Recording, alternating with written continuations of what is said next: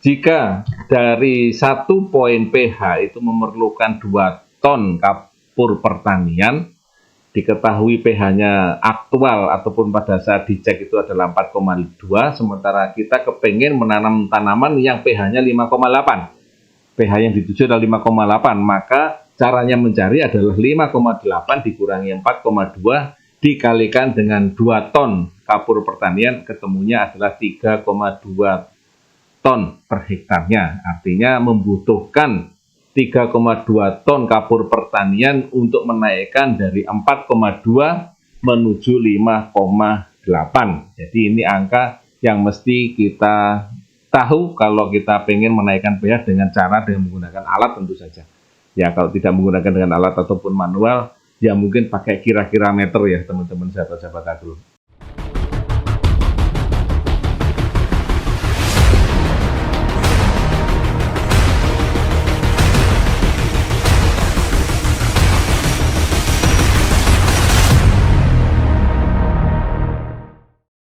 Assalamualaikum warahmatullahi wabarakatuh. Semangat pagi. Salam agro, mitra-mitra NASA, mitra-mitra agro dimanapun Anda berada. Hari ini ketemu dengan saya untuk diskusi, barangkali lewat komentar ataupun nanti kita bisa langsung melalui WA. Silakan ya untuk mengenal tentang pH ataupun keasaman tanah. Biasanya kita bicara tentang budidaya, biasanya kita mengenal suatu tanaman tertentu, tetapi ini adalah hal yang terpenting sebelum kita budidaya apapun ya, karena apa? Karena ini sangat penting untuk membuat pertumbuhan dan perkembangan tanaman untuk menjadi lebih baik ya, dengan pupuk apapun ya, karena ini memang hal yang paling vital dan paling perlu untuk kita ketahui.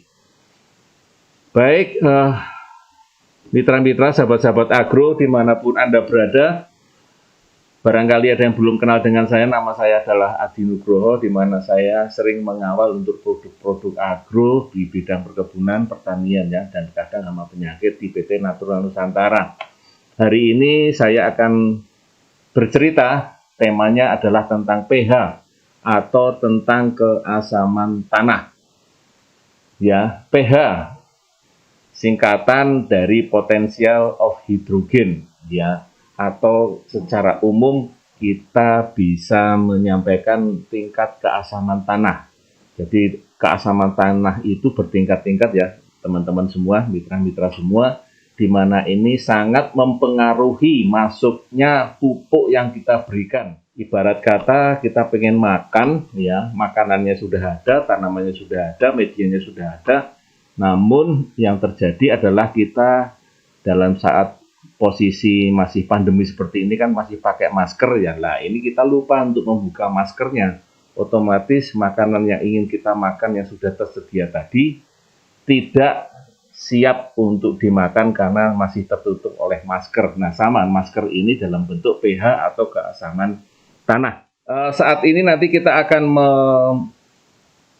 menyampaikan tentang 3 hal ini. Yang pertama adalah mengapa penting, yang kedua adalah cara mengukur keasaman tanah, yang ketiga adalah cara memperbaiki atau menaikkan pH, karena pada umumnya adalah asam, tetapi nanti kalau ada pertanyaan bagaimana kalau menurunkan pH kalau keasamannya itu tinggi atau basa ya. Baik, sebelum kita melangkah yang pertama, mengapa kok terjadi adanya pH atau keasaman tanah itu ya. Yang pertama adalah bisa jadi yang pertama karena pemakaian pupuk yang berbahan kimia itu ya berlebihan. Ya, pupuk ataupun pestisida yang berlebihan sehingga terkumpul di suatu area tempat budidaya kita. Yang kedua adalah karena tingginya curah hujan yang menyebabkan tercucinya unsur hara. Yang ketiga, terjadinya dekomposisi ya, dekomposisi bahan organik yang mengeluarkan kalsium dari tanah. Padahal kalsium atau Ca ini sangat penting. Kemudian adanya kandungan unsur yang berlebih seperti Cu, aluminium, ya, tembaga, aluminium ataupun besi. Tembaga, aluminium ataupun besi, Cu, Al ataupun Fe ini terlalu berlebih di area tempat kita bercocok tanam. Ya. Yang berikutnya adalah tanah kekurangan Ca ataupun magnesium. Jadi yang tadi tercuci, kalau sekarang memang karena kondisinya Ca itu kekurangan ya, termasuk magnesium ataupun Mg. Keenam adalah ternyata pH atau keasaman tanah ini bisa terjadi karena drainase yang kurang diperhatikan atau buruk ya, sehingga menyebabkan air tergenang secara terus-menerus, kemudian menjadikan lahan kita menjadi pH-nya asam ataupun rendah. Ini seperti pada daerah-daerah gambut misalnya seperti itu ya, sehingga drainase itu sangat penting ya. Drainase itu sangat penting. Jadi pada daerah gambut maka kemungkinan besar pH-nya tergolong asam. Nah, mengapa penting?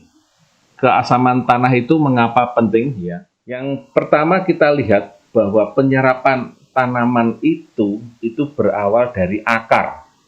Tingkat kesuburan tanaman itu tergantung pada kemampuan tanaman dalam menyerap unsur hara yang tersedia di dalam tanah. Ya, jadi tingkat kesuburan tanah ini tergantung dari kemampuan tanaman untuk menyerap, ya, terutama penyerapan yang melalui akar. Ya, ada yang bisa melalui daun dan ada yang bisa melalui akar. Dan yang kita melalui akar, maka ini tergantung dari kemampuan tanaman itu sendiri untuk menyerap unsur hara yang tersedia ataupun yang kita berikan pada tanaman kita tanam. Nah, prosesnya adalah seperti ini ya. Cara tanaman untuk mencari tanaman adalah dengan menggunakan akar tanaman yang menembus bagian tanah, kemudian mencari nutrisi yang dibutuhkan, kemudian dia menyerap untuk dibawa masuk ke dalam batang, kemudian dimasak di daun ya. Prosesnya adalah seperti itu. Ya, kalau dia menemukan nutrisi yang dia butuhkan, maka akan dia serap, dia akan masuk kepada jaringan tanaman ya melalui xilem dan floemnya. Kalau xilem ke atas, floem ke bawah ya, kemudian masuk ke dalam daun ataupun klorofil di sana dan nanti akan dimasak di daun. Sahabat-sahabat, mitra-mitra agro dimanapun Anda berada, tentu saja pH memiliki skala, memiliki grafik ya. Yang pertama dari angka 0 sampai angka 14. Ini skalanya adalah 0 sampai 14. Rata-rata kita pakai adalah di angka 1 sampai 7, kemudian 7 sampai 14. Nah, untuk yang kondisi asam adalah 0 sampai 6.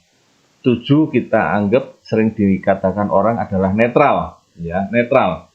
Kemudian kalau 8 ke atas maka kita sebut sebagai basa atau keasaman tinggi. Apa hubungannya dengan seperti pH tadi dari skala tadi? Kita lihat banyak teman-teman semua. Ya, kita lihat kalau kita memberikan pupuk makro ada NPK, Ca, Mg, maka kita lihat pada garis yang di sebelah kiri saya, ya, di sebelah kiri saya di sini. Maka unsur tadi makin ke kiri, makin kecil kayak sedotan. Ya, sementara kalau 5,5 ke atas, dia mulai makin agak longgar, sampai ke angka 7. Tetapi begitu di angka 8 ke atas, itu juga mulai ada sebagian yang mulai mengecil. Coba kita lihat pada NPK, pada pupuk yang makro yang 3 jenis itu ya, di bagian atas.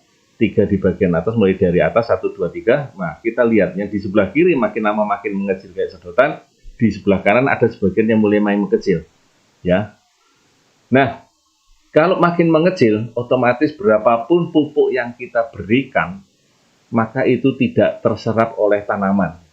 Karena apa? Karena pH atau keasaman tanahnya rendah.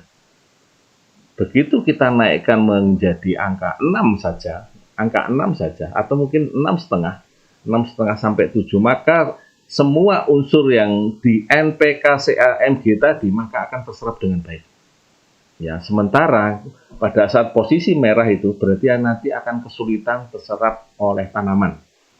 Ya, kondisi hijau ini berarti kondisinya terserap dengan baik, sementara kondisi merah tidak terserap dengan baik. Ya, nah kita lihat yang terserap dengan baik apa? Malah justru mangan, boron, dan sebagainya. Kita lihat yang mulai dari bawah. Ada tembaga, ada boron, ada mangan, ada besi, dan sebagainya. Pada posisi 5 sampai 5,5, di situ warnanya hijau.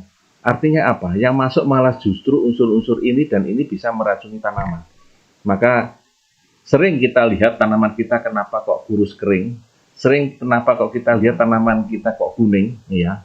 Sering kita lihat malah justru pada pH yang rendah seperti ini jamur merajalela, ya. Karena jamur memang suka pada kondisi pH dengan keasaman yang rendah atau asam. Sehingga sudah tanamannya kecil, pH-nya rendah, jamurnya banyak, ya. Ya, jadi ini sangat berhubungan berkaitan satu sama lain. Nah, ini tinggal kita naikkan saja ke arah netral, ya, tergantung tanamannya apa. Ya, tergantung tanamannya apa, kita sesuaikan di situ, ya, teman-teman, sahabat-sahabat mitra kita semua yang ada dimanapun Anda berada. Ya, ini hubungannya pH dengan ketersediaan unsur hara.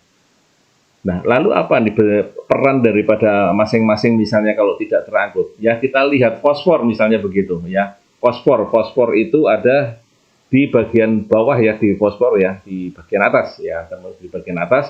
Kemudian kalau fosfor ini tidak masuk, maka peran pembelahan sel pada tanaman dan kualitas buah serta perakaran tanaman terganggu. Ya, kalium atau Ca ini sebagai pengangkut hasil fotosintesa. Jadi, kenapa kok tanaman saya tetap kerdil walaupun pupuknya sudah banyak, baik pupuk makro ataupun pupuk nasa yang kita berikan, karena adalah kaliumnya tidak masuk, ya. Ini perannya adalah mengangkut hasil fotosintesa. Ya, mengangkut hasil fotosintesa. Kenapa kok saya sudah ngasih kalium tapi kok buah saya masih terasa kecut misalnya gitu, atau terasa kurang manis atau kurang bagus, kurang banyak misalnya gitu, ya, karena fungsi daripada ini pengangkutan hasil fotosintesa terganggu. Ada juga kalsium, ya, ini memperkuat dinding sel tanaman, ya. Kadang-kadang kekurangan Ca pada tomat ini kadang-kadang sering kita lihat pantatnya sering berwarna kehitaman karena kadang-kadang kurang kalsium, ya. Ini kalau kita lihat iklan-iklan di TV-TV kadang-kadang kekurangan kalsium adalah pada gigi. Nah, itu memperkuat dinding, ya, pada gigi. Nah, ini kalau pada kalsium pada tanaman dan memperkuat dinding sel tanaman. Kemudian magnesium, ya, ini untuk memperkuat stomata tanaman, ya, stomata tanaman. Kita lihat di sini magnesium di sini. Nah, kita lihat di sini ada di baris 1 2 3 4 5 6, ya, di baris ke-6 Mg. Kita lihat di situ. Pada kondisi 5,5 dia masih hati-hati. Pada 5,0 dia sudah merah. Artinya apa? Dia sudah sangat terganggu untuk tidak bisa masuk kepada jaringan tanaman. Maka diperlukanlah dinaikkan pH-nya terlebih dahulu, maka keempat, ya, ataupun keenam daripada yang di baris di atas ini ada N, P, K, S, C, A, M, G ini, ya, nanti akan segera menaik dengan sendirinya mendekati warna yang hijau dan kemudian nanti bisa diserap oleh tanaman. Ya, nah ini adalah pH ataupun keadaan yang diharapkan oleh tanaman yang kita tanam. Jadi misalnya paling mudah kita lihat apa, ya? Ya, kita lihat misalnya kita menanam cabai misalnya begitu, ya. Maka dia menghendaki pH antara 5,0 sampai 7,5. Ya, di sini kita lihat tabel yang ada di situ, ya, dengan kondisi yang seperti itu maka diharapkan adalah 5,0 sampai 7,5, ya, rata-rata di situ. Jadi kalau kurang dari situ maka semua pupuk apapun yang diberikan tentu saja akan sangat mengganggu pertumbuhan dan perkembangan tanaman itu sendiri. Kita mau menanam apa lagi nih? Kentang masih bisa ada sedikit tahan pada di pH 4,0 sampai ke 6,0, tetapi sebaiknya sih memang jangan terlalu mepet, ya, di angka 4,0, ya, karena nanti banyak hal yang kadang-kadang pH yang agak rendah ini atau terlalu rendah ini menyebabkan jamurnya lebih banyak berkembang ataupun lebih cepat berkembang. Jadi alangkah baiknya agak sedikit dinaikkan, walaupun tabel-tabel ini bisa dipakai sedikit sebagai acuan, tetapi alangkah baiknya kita mendekatkan pH itu mendekati netral ataupun mendekati sedikit normal, ya, kita naikkan seperti itu. Nah, teman-teman, sahabat-sahabat agro dimanapun Anda berada, ya, kemudian kalau kita lihat secara umum, kadang-kadang gimana sih pH yang asam itu, kadang-kadang kita nggak tahu, ya, kita nggak ngerti, ya. Tapi kalau kita terlalu asam, maka sering kita jumpai pada pinggir-pinggir itu ada kerak-kerak semacam kerak besi ataupun teyeng kalau bahasa Jawanya, ya, itu ada bermacam-macam warna di situ, ya. Ini sebagian yang pernah saya lihat. Pernah juga saya foto juga di beberapa titik, ternyata kita melihat keasaman tanah itu secara visual terkadang-kadang sudah kita bisa lihat dengan secara visual langsung. Oh, ini pH-nya rendah. Ya, oh ini pH-nya rendah. Kenapa? Karena ada kotoran semacam kayak kotoran besi atau rerak besi itu yang ada terlihat oleh mata secara visual, ya terlihat langsung seperti ini. Nah, itu keasaman tanah, ya. Jadi ada skalanya, kemudian ada kebutuhan tanamannya yang dibutuhkan untuk melihat berapa pH ataupun yang diharapkan oleh suatu tanaman itu supaya pupuk yang kita berikan itu, pupuk nasa yang kita berikan itu akan optimal diambil oleh tanaman untuk pertumbuhan dan perkembangan tanaman. Lalu bagaimana cara mengukur atau melihat pH atau keasaman tanah ini? Nah, sahabat-sahabat agro, mitra-mitra agro, ya, paling mudah adalah kita pakai alat. Ya, tentu saja kita pakai alat. Bermacam ragam harga yang ditawarkan di toko pertanian, mulai dari harga 50.000 sampai harga ada yang sampai 5 juta. Ya, nah ini ada sedikit yang mungkin sering dipakai oleh teman-teman ataupun mitra-mitra yang sudah pernah mungkin barangkali punya alat-alat yang seperti ini, ya. Harganya pun boleh dibilang cukup terjangkau, tak perlu mahal-mahal kali.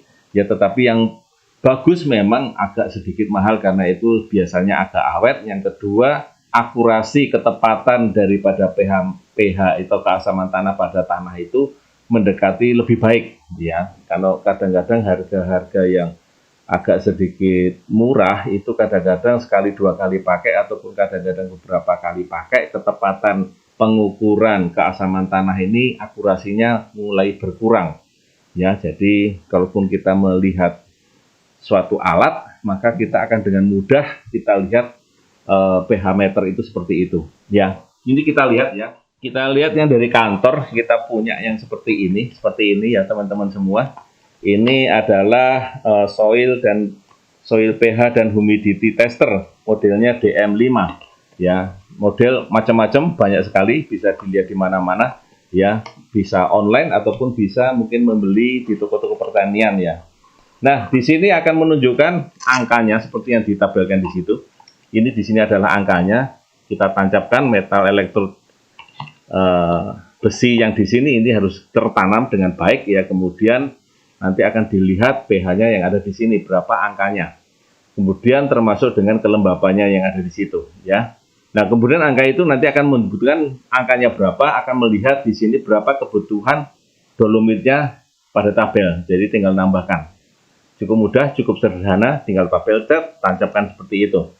Nah, di sini juga disediakan juga alat ataupun buku petunjuk tentang angka kebutuhan daripada tanaman ataupun optimum pH-nya. Jadi bermacam-macam pH yang dibutuhkan ini. Jadi ini adalah alatnya, buku petunjuknya, dan di sini ada berapa sih pH skala keasaman tanah yang dibutuhkan oleh tiap-tiap tanaman.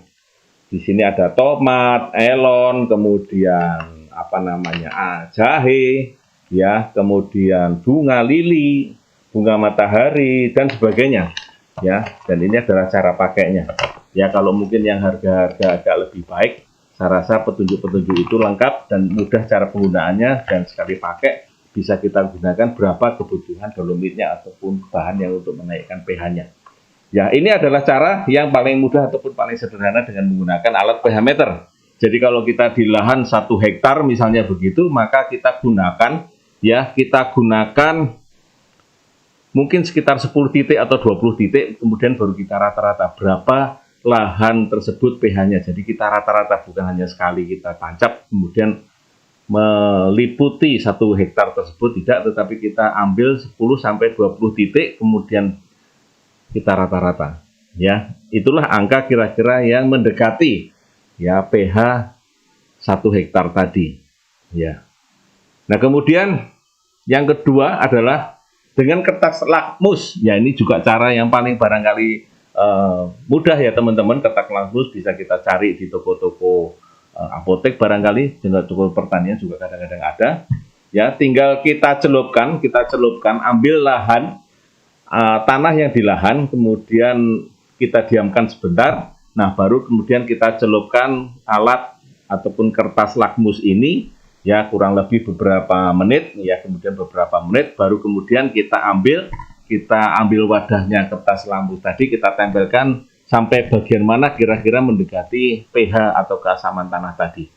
Ya, ini masih bisa kita gunakan ya dalam kondisi kita menggunakan dengan kertas lakmus ya. Dua cara ini umum kita gunakan ya. Pertama adalah dengan menggunakan biometer ya, dengan berbagai macam alat yang ditawarkan ya. Kemudian menggunakan dengan kertas lakmus ya, kertas lakmus. Ini yang juga dipakai untuk mendeteksi keasaman tanah ya. Namun saya lebih senang dengan menggunakan alatnya ya daripada lakmus, karena mungkin air yang kita gunakan pun juga kadang-kadang berbeda-beda. Maka kalau kita menggunakan air, alangkah baiknya air yang tidak bermineral ya, tidak bermineral untuk mendekati ketepatan angka kertas lakmus di skala keasaman tanah. Kemudian cara sederhana lagi, tidak menggunakan dengan alat tetapi melihat ya, dengan melihat apakah ada tanaman ini, tanaman Melastoma malabatricum ya. Ini melastoma ini menjadi salah satu tanaman indikator pada lahan-lahan yang luas. Biasanya di suatu perkebunan ini mengindikasikan kalau ada bunga ini, melastoma ini rata-rata kondisinya adalah di bawah 7 atau pH-nya di bawah 7 atau asam ya. Jadi kalau ada tanaman ini ya kan mendekati angka yang sedikit agak asam ya, mendekati sekitar 5, sekitar begitulah kira-kira ya, di bawah 7. Ini cara yang sederhana. Kalau ada tanaman ini maka akan lebih mudah untuk melihat berapa pH atau keasaman tanah tadi. Yang berikutnya adalah cara dengan menggunakan kunyit ya. Ini cukup unik ya teman-teman semua. Ada yang juga menggunakan kunyit. Jadi kita membuat kunyit yang sudah dikupas, kemudian kita bagi 3 dari satu tanaman yang sama supaya kita memudahkan dari warnanya, karena perbedaan nanti akan dibandingkan antara ketiganya. Jadi kita ambil kunyit dari satu bagian. Ya, kunyit dari satu bagian. Kemudian kita tusuk sedemikian rupa. Nah, yang di paling kiri ini air yang kita isi dengan kita tambahkan dengan air jeruk nipis. Ya, kita ambil jeruk nipis, kita taruh di situ, kita diamkan untuk asamnya. Kemudian ini yang tengah ini adalah kita gunakan dengan tablet untuk yang sakit mah ya. Tablet itu kita hancurkan, kita larutkan, kemudian kita saring ya. Jeruk tadi juga kita saring, obat sakit mah tadi juga kita saring. Nah, kemudian untuk yang lahan yang akan kita lihat keasamannya itu kita lihat seperti itu ya, kita lakukan tempat seperti itu. Nah, kemudian ini kita masukkan ke dalam gelas masing-masing, kita biarkan kurang lebih sekitar 2 jam. Nah, baru kemudian hasilnya yang dari lahan tadi kita bandingkan apakah mendekati yang jeruk nipis atau yang mendekati dengan tablet mah tadi ya, tablet obat untuk sakit mah tadi ya. Itu kita lihat di situ, kita bandingkan akan mendekati yang mana, apakah sama dengan yang keasaman ke sana makin asam, ataukah mendekati yang basah, mendekati ke basah, ataukah seperti apa. Nanti akan terjadi perbedaannya. Bapak Ibu bisa lihat sendiri warna daripada kunyit yang sudah direndam kurang lebih antara 1-2 jam ya, 1-2 jam akan terjadi perubahan warna di situ. Yang berikutnya adalah ini yang paling saya juga kurang begitu suka ya teman-teman, sahabat-sahabat ya. Ya, adalah dengan cara membuat ya tanah tadi kita buat segumpalan kurang lebih sekitar 1 cm ya, 1 cm kita bulat-bulatkan seperti itu ya sampai kuat. Nah, kemudian kita langsung tempelkan di lidah ya, seperti pada gambar di sini. Kita tempelkan di lidah. Kita tempelkan di lidah. Kalau dia asam biasanya dia nempel, tapi kalau tidak asam biasanya dia tidak nempel. Ya, seperti itu. Tapi ini cara yang saya jarang gunakan karena jujur aja kurang begitu nyaman saya menggunakan dengan langsung seperti ini ya. Kalau misalnya tanahnya bagus sih nggak apa-apa. Kalau misalnya bekas-bekas apa gitu ya kayaknya kurang pas gitu ya teman-teman, sahabat-sahabat agro. Nah, ini yang sering saya pakai yaitu dengan cara direndam. Tetapi dengan syarat ya teman-teman semua, air yang digunakan untuk pH ini sebaiknya tidak bermineral ya, tidak bermineral. Nah, ini hanya sebagai wadah saja. Waktu itu yang saya temukan adalah wadah yang saya pakai itu adalah hanya wadahnya saja, tapi air yang saya gunakan adalah air yang tidak berisi dengan mineral atau yang tidak bermineral, ya. Nah, ini kalau kita sudah aduk seperti itu, maka kita tinggal bandingkan, ya, kemudian kita tinggal biarkan kurang lebih sekitar 2 jam ke atas, ya, maka nanti akan terpisah dengan sendirinya, ya, terpisah dengan sendirinya. Nah, kalau sudah terpisah seperti itu, kalau kita lihat clay-nya itu adalah terlalu banyak, maka insya Allah itu pH-nya agak asam, ya, di atas 5, katakanlah begitu. Di bawah 5, maaf, di bawah 5 artinya asam, ya. Kalau clay-nya terlalu banyak, ya, setelah 2 jam kita endapkan, ternyata clay-nya terlalu banyak, maka ini sering kecenderungannya adalah memiliki keasaman yang rendah ataupun di bawah 5. Ya, tapi ini adalah tergantung dari teman-teman ataupun mitra-mitra yang mana yang sering dipakai dengan cara, karena makin lama kita menggunakan dengan cara-cara yang manual-manual seperti ini, makin sering kita gunakan, makin mudah ataupun makin mengerti kategori tanah tadi masuk ke skala yang mana, ya. Artinya mudah menjadi kebiasaan menggunakan tanpa alat, ya. Tapi akan lebih bagus walaupun kita mengetahui cara-cara yang tadi saya sampaikan, sebaiknya dengan menggunakan alat. Karena apa? Karena pada saat-saat tertentu kita akan mulai berpikir bagaimana cara menaikkan pH atau keasaman tanah tadi mendekati netral. Nah, ini membutuhkan angka, ya, ini membutuhkan angka. Kalau yang seperti ini tadi, manual-manual seperti ini, memang angkanya tidak dapat, tapi kita hanya dapat kira-kira, ya, kira-kira itu bisa selisihnya cukup banyak, ya, teman-teman semua, mitra-mitra semua. Nah, kemudian yang ketiga adalah bagaimana cara kita menaikkan pH. Ya, menaikkan pH biasanya itu kondisinya adalah kondisi pH-nya adalah sedikit asam, ya. Artinya cenderung untuk asam. Kalau cenderung untuk asam, maka kita naikkan mendekati netral, ya, teman-teman semua, mendekati netral. Ada beberapa cara. Yang pertama adalah dengan menggunakan bubuk kapur, ya, dengan menggunakan bubuk kapur. Ada dolomit, ada zeolit dan lain sebagainya di situ. Kemudian ada juga yang menggunakan dengan serbuk kayu yang biasanya mengandung potasium, tapi ini tentu saja jangan terlalu dekat dengan akar dan jangan dicampur dengan urea. Artinya nanti akan menimbulkan gas amonia, ya, kalau menggunakan dengan serbuk kayu yang mengandung potasium, ya, mengandung potasium. Yang ketiga adalah dengan menggunakan abu kayu, ya. Abu kayu ini bisa diketemukan dan kita juga sebarkan.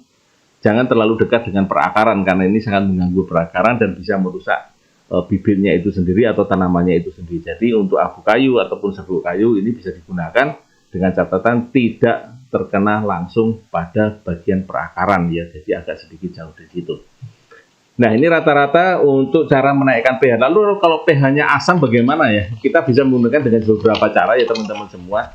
Dengan beberapa cara. Yang pertama adalah bisa menggunakan dengan ampas teh, ya, ampas teh ataupun ampas kopi itu bisa kita gunakan untuk kondisi yang basah kita turunkan, ya, kita yang turunkan, kita netralkan, ya, dalam kondisi basah kita turunkan ke arah netral. Jadi katakanlah sekitar 8 atau mungkin 9, ya, kita turunkan dengan ampas teh ataupun ampas kopi, ataupun juga memberikan dengan belerang ataupun sulfur, ini bisa menurunkan ke arah netral, atau menggunakan dengan ya, pupuk-pupuk organik, karena pupuk organik semacam kayak Supernasa, kemudian granul, ini sifatnya adalah seperti buffer, ya, kadang bisa menaikkan sedikit ataupun menurunkan sedikit dalam kondisi tertentu, ya. Jadi kalau kita menurunkan mungkin dari pH 8 ke 7, ya, dari basah ke netral dengan menggunakan Supernasa ataupun dengan menggunakan granul itu bisa, ya. Karena apa? Karena sifatnya adalah sebagai buffer untuk menaikkan turunkan mendekati netral, ya. Jadi tidak hanya menaikkan saja tetapi juga bisa menurunkan pH untuk kondisi-kondisi tertentu. Nah, yang sering kita lakukan, teman-teman sahabat-sahabat agro dimanapun Anda berada, ya, yang pertama adalah kita memberikan dengan dolomit, ya. Yang kedua adalah kita menggunakan dengan zeolit, ini untuk menaikkan pH-nya. Nah, bukan kapur tembok, bukan kapur tohor, bukan kapur karbonat, ya. Ini bisa dilihat di sini, ya, teman-teman. Sama-sama namanya kapur, ya. Sama-sama namanya kapur, tapi kapur pertanian, ya. Tetapi ini bukan kapur yang digunakan untuk tanaman. Ya, ini yang digunakan untuk yang lain ya. Jadi kalau kapur yang digunakan ini adalah dua ini yang paling sering, yaitu dolomit ataupun zeolit yang untuk digunakan menaikkan pH atau menaikkan keasaman tanah. Nanti bisa dibaca lagi di sini ya, bahwa kapur tohor, kapur tembok ataupun kapur karbonat ini tidak digunakan ya, jarang digunakan untuk menaikkan pH, tetapi dolomit dan kalsit yang paling sering ataupun dolomit ya. Ini adalah dolomit dengan rumus kimia seperti itu, seperti tertulis di situ ya, CO3 NG3. Kemudian biasanya ini dari hasil penambangan dan ini senyawa alkalinya cukup tinggi sehingga bisa untuk digunakan tujuan untuk menaikkan keasaman tanah.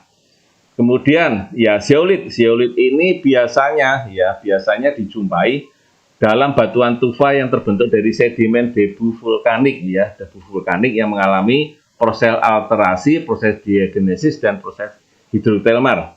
Jadi ini wilayah gunung berapi di Indonesia ini sangat luar biasa, jadi banyak penghasil zeolit di mana saja. Lalu bagaimana Pak harganya untuk dolomit maupun zeolit? Ya, zeolit agak lebih mahal ya. Zeolit agak lebih mahal daripada dolomit, tetapi zeolit itu sendiri ya harganya mungkin 3 kali lipat. Tetapi nanti kalaupun dipakai, kalau pakai kita dolomit 3 kintal per hektarnya, maka kalau kita pakai zeolit cukup 1 kintal per hektarnya. Jadi kalau kita nggak punya alat pH meter tadi ataupun alat-alat yang tadi yang bisa menunjukkan berapa jumlah dolomitnya, maka secara umum kami sarankan pemberiannya adalah 3 kintal 300 kilo dolomit atau 100 kilo zeolit atau 1 kintal zeolit per hektarnya. Jadi zeolit ini bisa didapatkan dari rangkaian gunung berapi mulai Sumatera, Jawa, Nusa Tenggara sampai Sulawesi, dan ini berupa tuff yang tersebar mengikuti alur gunung berapi tersebut. Ya, zeolit ini adalah rumus kimianya adalah seperti itu. Namun sahabat-sahabat agro, mitra-mitra agro dimanapun Anda berada, ya zeolit ini terbagi ada 2 bagian. Yang pertama adalah zeolit alam, ya memang diambil dari alam yang tadi saya sampaikan melalui gunung-gunung yang berbatu tadi yang dan mengikuti di situ. Kemudian ada zeolit sintetis, yaitu senyawa kimia yang sifat fisik dan sifat kimianya sama dengan zeolit ya di alam. Jadi ini zeolit sintetis ini adalah zeolit buatan ya, buatan di pabrik yang menyerupai zeolit dari alam. Ya, jadi ini mirip ya, tapi tentu saja saya akan cenderung menggunakan dengan zeolit yang dari alam karena itu akan lebih natural ya, lebih natural dalam pemberian menaikkan pH tadi untuk lebih naturalnya ya. Nah, teman-teman sahabat-sahabat agro, pemberian dolomit ataupun pemberian zeolit ini saya sampaikan adalah jangan sampai diberikan sekarang, kemudian sekarang juga kita menanam, tetapi berilah waktu untuk bereaksi terlebih dahulu dari zeolit ataupun dari zeolit ataupun mungkin dari dolomit yang kita berikan pada lahan yang kita lihat ataupun kita duga ataupun kita lihat dengan alat adalah memiliki keasaman yang rendah, maka berilah waktu barang 3 atau 4 hari ya, kemudian kita diolah lahannya, kemudian kita biarkan dulu barang 1 hari, nah baru kemudian kita bisa nanam. Supaya apa? Supaya zeolit ataupun supaya dolomit ini bereaksi terlebih dahulu dengan tanah untuk menaikkan pH-nya. Jadi jangan langsung diberikan pada saat kita sudah mulai menanam ya. Karena apa? Karena pH-nya tentu saja kita harapkan bereaksi terlebih dahulu supaya apa? Supaya tanamannya juga terjaga pada saat untuk menyerap unsur hara atau pupuk yang kita berikan, pupuk nasa yang kita berikan. Nah, sahabat-sahabat agro, mitra-mitra agro, kita juga ada yang namanya pupuk kiserit ini yang membantu supaya pupuk ini bisa membantu menaikkan pH, yaitu pupuk kiserit ya. Rumus kimia adalah Mg-SO4H2O itu seperti itu. Tetapi ini saya sampaikan sebaiknya tidak diberikan pada daerah-daerah yang memiliki pH yang rendah seperti daerah-daerah gambut, karena ini nanti akan membantu pH-nya makin rendah ya. Ini ada Mg29 MgO, kemudian 23 sulfur dan 48 zat pembawa atau kariernya. Nah, 23% sulfur ini yang membantu untuk pH-nya makin rendah. Jadi untuk pH ataupun keasaman yang rendah, maka sebaiknya pupuk kiserit ini kalau bisa dihindari ya. Dihindari. Untuk kondisi yang normal, pada pH yang normal pupuk kiserit ini bisa ditaburkan. Ini adalah perbedaan kiserit dengan dolomit ya, adalah kandungannya terutama ya. Kalau kiserit mengandung MgO dan belerang, sementara dolomit mengandung CaO dan MgO. Kemudian kandungan MgO pada pupuk kiserit lebih tinggi dibandingkan dengan dolomit ya, dari 26 sampai 30 dibandingkan dolomit yang 18 sampai 22%. Kemudian apa bedanya dolomit dengan zeolit? Ya, kalau zeolit itu sendiri berasal dari batuan, sementara dolomit dari mineral ya, yang terbentuk dari kalsium magnesium karbonat. Ya, seperti itu, nanti bisa dibaca kembali ya teman-teman, sahabat-sahabat agro. Nah, ini yang saya sampaikan tadi, kenapa kita mesti menggunakan dengan alat ukur yang bisa mengukur sampai agak sedikit detail angkanya ya. Karena apa? Karena kita pengen menghitung jumlah dolomit ataupun kapur pertanian ataupun zeolit yang kita butuhkan. Jika dari 1 poin pH itu memerlukan 2 ton kapur pertanian, diketahui pH-nya aktual ataupun pada saat dicek itu adalah 4,2, sementara kita kepengen menanam tanaman yang pH-nya 5,8. pH yang dituju adalah 5,8, maka caranya mencari adalah 5,8 dikurangi 4,2 dikalikan dengan 2 ton kapur pertanian, ketemunya adalah 3,2 ton per hektarnya. Artinya membutuhkan 3,2 ton kapur pertanian untuk menaikkan dari 4,2 menuju 5,8. Jadi ini angka yang mesti kita tahu kalau kita pengen menaikkan pH dengan menggunakan alat tentu saja. Ya, kalau tidak menggunakan dengan alat ataupun manual, ya mungkin pakai kira-kira meter ya teman-teman sahabat-sahabat agro. Atau kita juga bisa dengan menggunakan dengan dosis penggunaan kapur dolomit ya. Ini tabel penambahan kapur. Kalau selisih pH-nya 2, maka membutuhkan 6,8 ton per hektarnya. Kalau selisihnya 1, maka 3,66 ton per hektarnya ya. Ini adalah beberapa tabel, tetapi alangkah bagusnya adalah kita memiliki alat pH meter itu untuk melihat berapa sih angka yang dibutuhkan dolomit per hektarnya. Itu yang nanti akan kita pakai untuk menaikkan pH-nya. Jadi ini adalah tabel yang sederhana yang bisa dipakai untuk pada tanaman-tanaman tertentu tentu saja, dan tanaman perkebunan ya. Ini yang bisa digunakan untuk menaikkan pH. Jadi kalau selisihnya seperti itu ya, selisih 2 ataupun selisih 1 ya. Nah, sahabat-sahabat, mitra-mitra agro dimanapun Anda berada, ini adalah saat kita melakukan pengamatan ataupun yang penggunaan. Waktu itu kita belum ada granul ya, tahun 2009 ini masih kita menggunakan Supernasa saja pada lahan kelapa sawit di Sari Aditya Loka ya, di Jambi ya, di Jambi. Kita lihat di situ hasil pengamatannya adalah mulai dari bulan April ke Juli, April, Mei, Juni, Juli, 4 bulan ya, 4 bulan rata-rata sedikit menunjukkan kenaikan mendekati saat selisih 1 ya. Dengan menggunakan Supernasa ini per hektarnya adalah kurang lebih kita gunakan 9 kilo per hektarnya ya. Kita menggunakan 9 kilo per hektarnya Supernasa pada waktu itu, maka selama kurang lebih 4 bulan pH yang dari sebelumnya angkanya sekitar 5 dan lain sebagainya, yang ke bawah itu angka-angka itu akan naik ya, akan naik mendekati netral atau mendekati, karena ini kan luas kebun yang kita lakukan adalah sekitar 10 hektar ya, sekitar 10 hektar. Nah, sekarang kita punya granul modern yang bisa kita gunakan. Jadi kalau untuk lahan-lahan yang sekiranya pH-nya rendah, maka bisa kita gunakan antara sekitar 7 sak. Jadi kalau standar kita memiliki 5 sak ya, dalam kondisi-kondisi yang pH yang mendekati normal. Tapi kalau pH-nya terlalu asam, ini bisa kita tambahkan dengan memberikan granulnya kurang lebih sekitar 7 sak ya teman-teman mitra-mitra.